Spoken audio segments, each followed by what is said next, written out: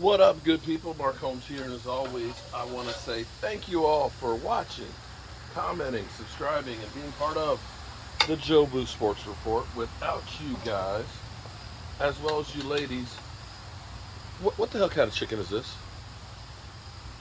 This literally does not work. Um, we had chickens growing up. We had chickens growing up. And I swear, we never had chickens with breasts that big. I don't know what the hell they're doing to these chickens these days, but that shit ain't normal. Anyway, hope you guys are having a great Saturday. Tomorrow, of course, is game day, and we don't have the Cowboys playing, but it's okay. It's okay. We are 6-2, and actually in a really good position right now where we can rest, we can get some players healthy. Micah Parsons is playing lights out. #1 jersey sells in the NFL. Micah Parsons. First time ever a defensive player has done that. So there's that. Shout out to Micah Parsons. 11 from heaven, as Skip Bayless, the anti-Cowboy fan out there, calls it. Tomorrow, we're going to be live streaming, our all-day thing, because there's a lot of games that are important, because this is, I'm going to call this season-saving weekend, because if, say, Washington can beat the Minnesota Vikings, you all of a sudden have to start looking and saying, uh-oh, they're above 500 with a showdown with the Eagles the following week. You look at Tampa Bay and Tampa Bay and the Rams. One of those teams starts getting back and starting to get some momentum. The other one, it may be time to pack its sucker in and start thinking about next year.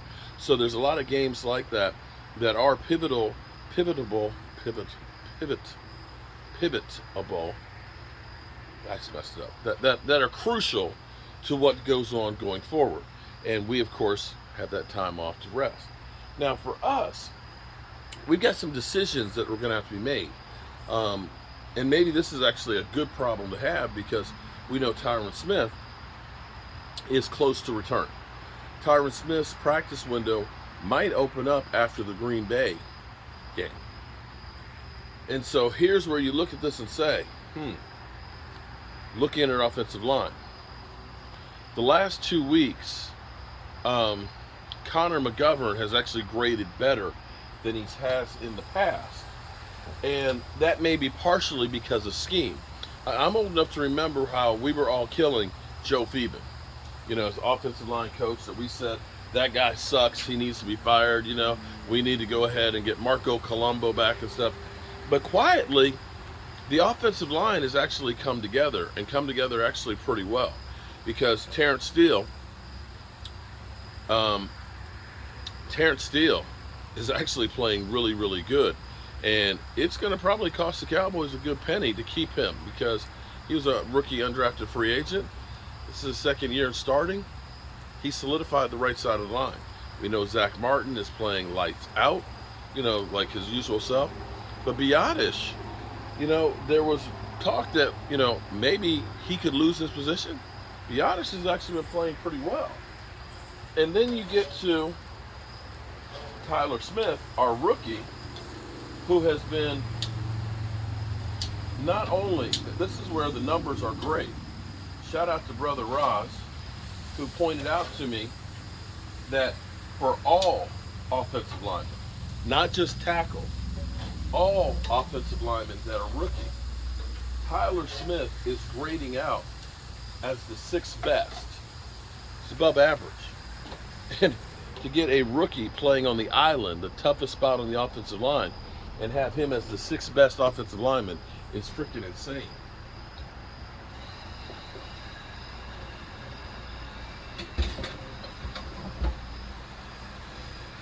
And that brings us to the weakest link, is Connor McGovern. Now, Connor McGovern has graded better the last 2 weeks. He has graded better the last 2 weeks, but partially that may be because of the scheming. And this is where coaching matters. If you remember, and we've shown and seen it many, many times, the Cowboys using 12 and 13 personnel. When you have the play going outside and you got the tight ends that are basically sealing off the inside, and the play is successful, well, that's also going to go ahead and make it better for the offensive line. The guard that's in there, he's getting help. So it may be smoke and mirrors on him doing better. So enter Tyron Smith. Hang on for a second.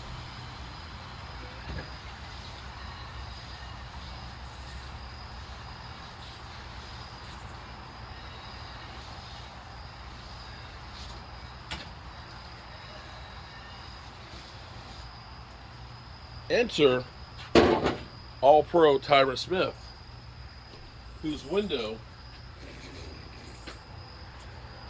we could have him actually ready to play before December. So now, what you gonna do, brother? What you gonna do when Tyron Smith comes for you? So, one of the problems we had last year on the offensive line, when Tyron Smith went down, we took Terrence Steele and we moved him to the right side. From the right side to the left side. He was not Tyron Smith. In fact, he was not even Tyler Smith over there. And then we inserted Lyle Collins back into it because Lyle Collins was done with the suspension. Lyle Collins wasn't the same guy he had been in past years, having missed the year before. And then we had problems at guard between Connor Williams and Connor McGovern. We flip-flopped two of those, and then we flipped back. So we had upheaval throughout the whole offensive line. So now, do you want to mess with Tyler Smith from being the left tackle? Do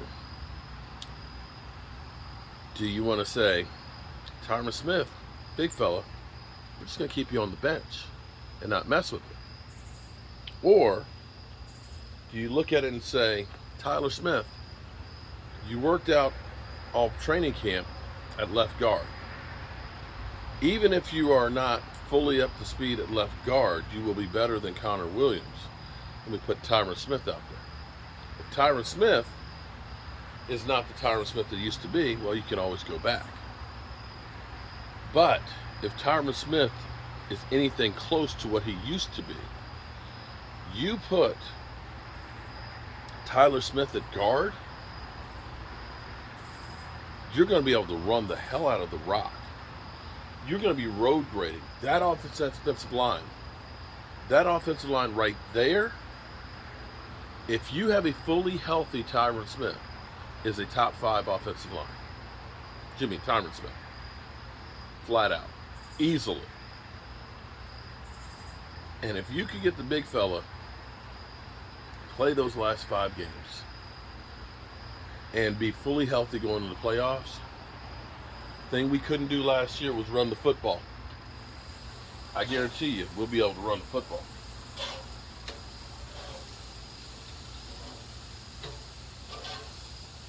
So, that's my take on what the Cowboys should do. Now, while I'm still out here cooking my chicken. Oh, look at this. Look at it. Woo! I love the grilled chicken out here. Look. Oh, look at that. If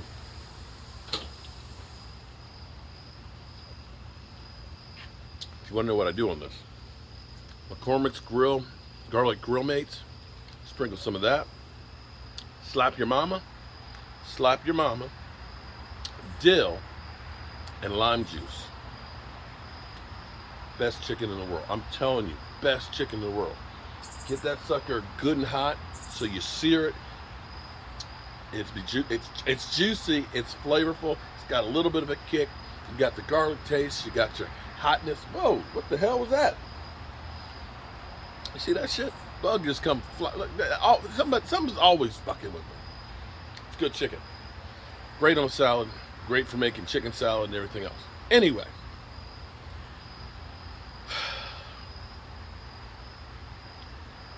Cowboys have been killed about not signing anybody. But I'm going to say this much. I think about where we were when Dak went down. Everybody said, man, we got to go outside. I saw people say we should trade for Sam Darnold. Bring in Cam Newton. heard people say RG3. And I said, listen, you're better off with somebody who knows the playbook, knows the players, and knows what you are trying to accomplish than somebody who may have better skills but doesn't know what's going on. It has to learn the terminology and everything. And so they stuck with Cooper Rush. Well, had we traded for Sam Darnold at the time, who was injured, or if we had brought in Cam Newton, do you guys still think we'd be 6-2? And that brings me to then, at least with bringing back Noah Brown when he's healthy this week, bringing back James Washington, and he's close to returning. Them at least having worked with Dak and understanding the system may be better than bringing in Brandon Cooks, who is not a guy that you look at and say, he's going to change the Dallas Cowboys and make us a Super Bowl team. I just don't see that from Brandon Cooks. Now, maybe I'm wrong, but apparently some other teams thought the same way too, and that's why they didn't pull the trigger on it. Look at that. Ooh, look at that. Isn't that beautiful? Look at that color. Oh, look at that.